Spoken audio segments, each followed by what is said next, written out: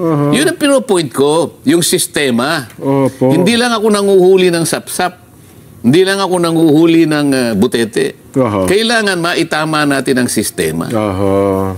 Kaya pala sa isang panayam siya na napakinggan ko ng bandang huli, kasi kung hindi natin maitatama ang sistemang ito, kahit mawala tayo dito, paulit-ulit ang problema ito, palaki ng palaki. Palaki ng palaki. Palaki ng palaki. O hindi ba isa sa amin, sabi niya, narinig ninyo, hindi na natin babanggitin ang pangalan. Total, alam naman niyang sinabi niya yun. Opo. Bakit kanya, nung panahon ni Napoles, 10 billion lang, sabi niya. Ay, oho. Tama. Hindi ba kanya may nakulong pa? Kasi kanya yung mga nakulong, nakalaya pa eh. Siguro kanya sisihin natin dito, hudikatura. Naku po.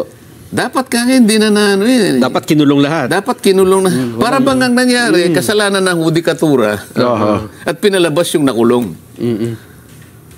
Eh kapag hindi, kahit na ikulong mo lahat ng butete, sabi ko nga sa'yo, lahat ng sapsap ikulong mo, pero yung sistema hindi mo tinatama. Tingnan mo nangyari. 10 billion lang panahon ni Napoles, 2013 ba yun? 2014? Mga ganun po. Pagkatapos ng 15 taon o later on, daang bilyon na. Trillion na. Hindi 10 eh. Anong nangyari? Nelson, Jen. Opo.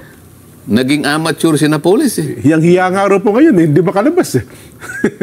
Ito yung nangyari. Alam mo kung bakit? Yung sistema na natili, lalong naging masama ang sistema. Nako.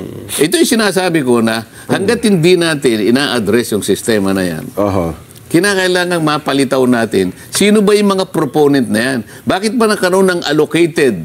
Ba't nagkaroon ng leadership? Ba't nagkaroon ng program? Pagkatapos may diferensya yung NEP at saka yung GAA. Alam mo ba kung ilang porsyento yung 1 trillion sa ating national budget?